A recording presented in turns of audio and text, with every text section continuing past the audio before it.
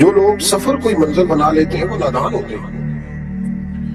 نبی کریم سید عالم صلی اللہ علیہ وسلم کی خدمت میں عرض کیا گیا کہ یا رسول اللہ صلی اللہ علیہ وسلم، کچھ لوگ کہتے ہیں ہم شادی نہیں کریں گے، گھر نہیں بسائیں گے، بچے نہیں پیدا کریں گے، ہم صرف عبادت کریں گے، دن کو روزہ رکھیں گے، رات کو نفل پڑھیں گے، کوئی نکاح نہیں کریں گے، کچھ نہیں کریں گے۔ تو نبی پاک صلی اللہ علیہ وسلم نے فرمایا ان سے کہو کہ تمہارے لیے بہترین زندگی وہ ہے جو میں نے تمہارے سامنے گزاری ہے۔ میں آرام بھی کرتا ہوں، نکاح بھی کرتا ہوں، عورتوں کا حق بھی ادا کرتا ہوں، میں اپنے بچوں کی دیکھ بھال بھی کرتا ہوں۔ فرمایا تم پر تمہارے خدا کا اگر حق ہے تو تمہارے نفس کا بھی تم پر حق ہے، تمہاری آنکھ کا بھی حق ہے، وہ آرام کرنا چاہتا ہے۔ یہ ساری ترتیب ہمیں نبی پاک صلی اللہ علیہ وسلم نے دی، لیکن ہمیں فرمایا کہ مقصود تمہارا خدا ہے، مقصود تمہارے رب کی رضا ہے، تمہارے نبی پاک علیہ السلام کی غلامی تمہاری منزل ہے۔ اتنا لمبا چوڑا معاملہ جو فقط دنیا کا ہم نے بنا لیا ہے، اور پھر اس دنیا سے جو محبت ہے نا، وہ بیس جو ہے وہ دولت کی محبت ہے، رشتے دولت کے، ناطے دولت کے، تعلقات دولت کے، اسلام دعا دولت کی۔ میرے محبوب علیہ الصلوۃ والسلام نے فرمایا حب الدنیا رأسۃ کل خطیئہ، یہ جو دنیا کی محبت ہے نا، یہ ہر گناہ کی جڑ ہے۔ جب انسان دنیا کی دولت سے پیار کرنے لگ جاتا ہے، پھر وہ قتل بھی کرتا ہے، پھر وہ ظلم بھی کرتا ہے، پھر وہ زیادتی بھی کرتا ہے، پھر وہ حرام بھی کھاتا ہے، پھر وہ یتیم کو بھی لوٹتا ہے، پھر بیوہ کا مال کھانا بھی اسے پریشان نہیں کرتا، پھر کروڑوں روپیہ ہضم کر لیتا ہے، لکڑ پتھر ہر چیز اس کو ہضم ہونے لگتی ہے۔ اصل بات یہ ہے کہ اسے محبت دنیا کی دولت سے ہونی چاہیے۔ ایک بزرگ کے پاس ایک نوجوان آیا، اس نے کہا حضرت جی میرا نماز میں دل نہیں لگتا۔ تو بزرگ فرمانے لگے تیرا مسئلہ اصل یہ نہیں، تیرا مسئلہ اور ہے۔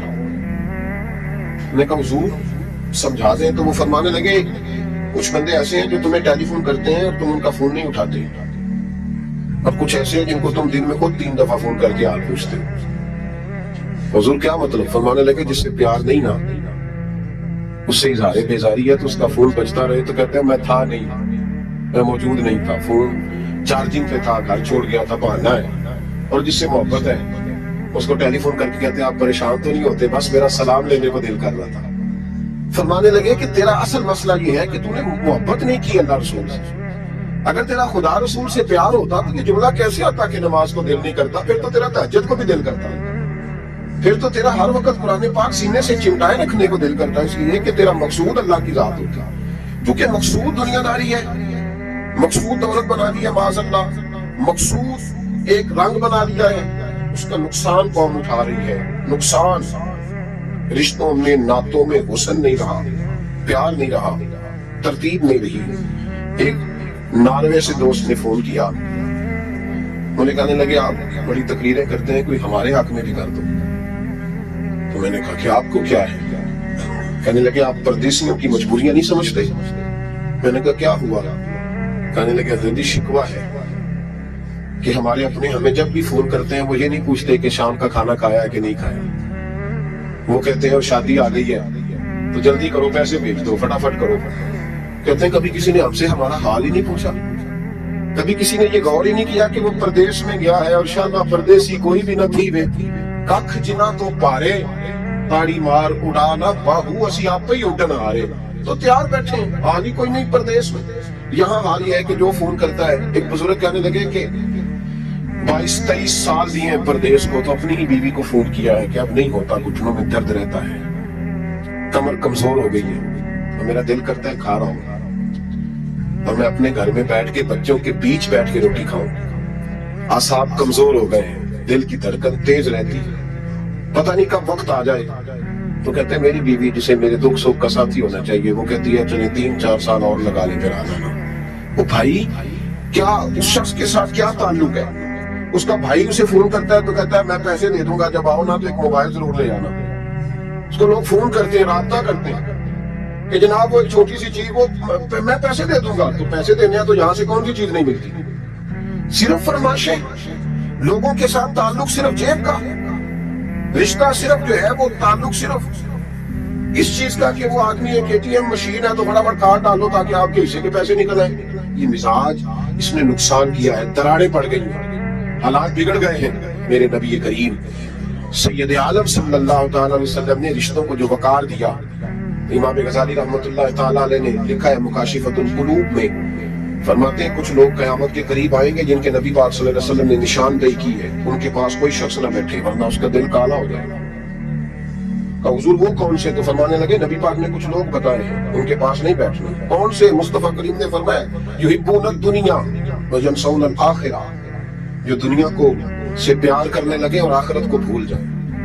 امام صاحب فرماتے ہیں ان سے دور رہنا، دل کالا ہو جائے گا۔ یحبون المال وینسون الحساب، وہ جو نبی پاک نے فرمایا نا کچھ لوگ آئیں گے جو مال سے تو پیار کریں گے پر اس کے حساب کو بھول جائیں گے، ان سے بچنا۔ فرمایا یحبون القصور وینسون المقبرہ، جو مکانوں سے تو پیار کریں گے پر اپنی قبروں کو بھول جائیں گے۔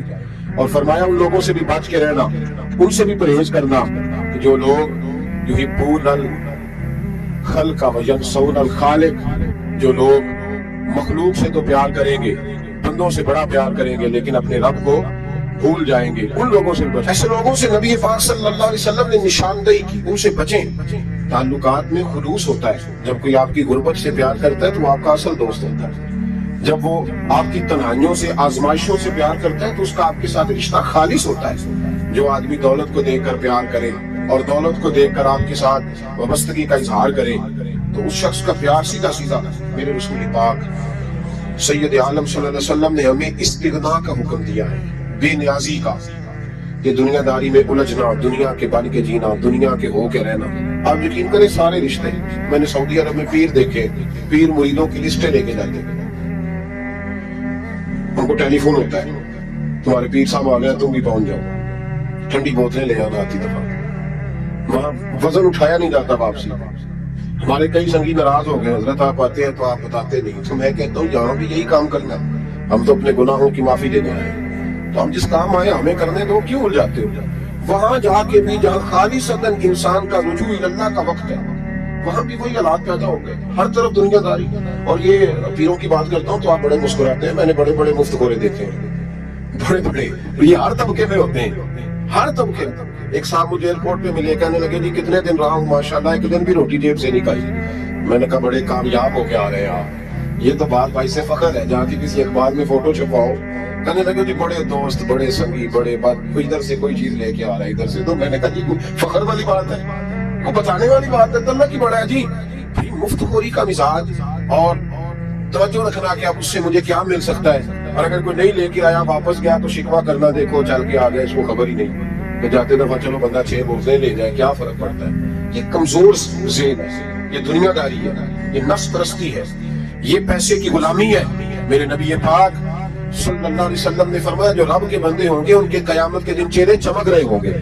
تو یا رسول اللہ صلی اللہ علیہ وسلم اس کے علاوہ بھی کچھ بندے ہیں، فرمایا لعن عبد الدنیا وعبد الدرہم، فرمایا کچھ دنیا کے بندے ہیں، کچھ درہم کے بندے ہیں، ترجمہ یوں کر لو کچھ ڈالروں کے بندے ہیں۔ یہ حدیث مشکات میں موجود ہے، ڈالر کے، ریال کے، لاکھ کے، کروڑ کے بندے۔ حضور وہ کون ہے؟ فرمایا لعن عبد الدنیا وعبد الدرہم، جو دنیا کا اور دولت کا بندہ بنے وہ لعنتی ملعون ہے۔ یہ خدا کا بندہ رہا ہی نہیں، یہ پیسوں کا بندہ بن گیا، دولت کا بندہ بن گیا، اس کا معیار بدل گیا۔ حضرت سالم بن عبداللہ بن عمر، حضرت عمر فاروق کے پوتے تھے، کعبے کا طواف کر رہے تھے، طواف مکمل ہوا، 8واں استلام کر کے مقام ابراہیم کے پاس نماز پڑھنے لگے تو خلیفہ وقت کا آ گیا، گورنر، السلام علیکم کے بعد اس نے فوراً بات چھیڑی، کہنے لگا حضور کوئی حکم ہو تو بتائیے گا۔ تو آپ کہنے لگا تو بڑا ہی بیوقوف ہے یار، تجھے کس نے گورنر بنایا؟ بڑا تو بیوقوف ہے، تجھے تو طریقہ ہی نہیں بات کرنے کا۔ حضور کیا ہوا؟ فرمانے لگے خدا کے گھر میں آ کے اور کعبے کے سامنے کھڑے ہو کے میں بندوں سے سوال کروں، یہاں کے بھی بندوں سے مانگوں، تو بڑا ہی بیوقوف ہے۔ سامنے اس کا گھر ہے، سامنے اس کا گھر ہے بیت اللہ اور حجر اسود اور مقام ابراہیم اور مقام ملتزم، اور یہاں بھی میں بندوں سے مانگوں۔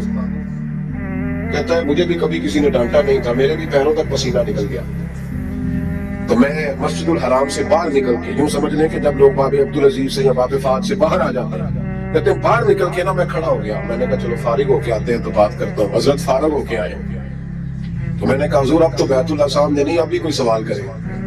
تو فرمانے لگے اچھا ضروری ہے؟ کہا حضور ضروری ہے۔ تو فرمانے لگے چل پہلے بتا تجھ سے دین مانگوں کہ دنیا مانگوں؟ بول۔ تو کہنے لگا حضور میرے پاس تو دنیا ہی ہے، دین تو آپ کے پاس ہے۔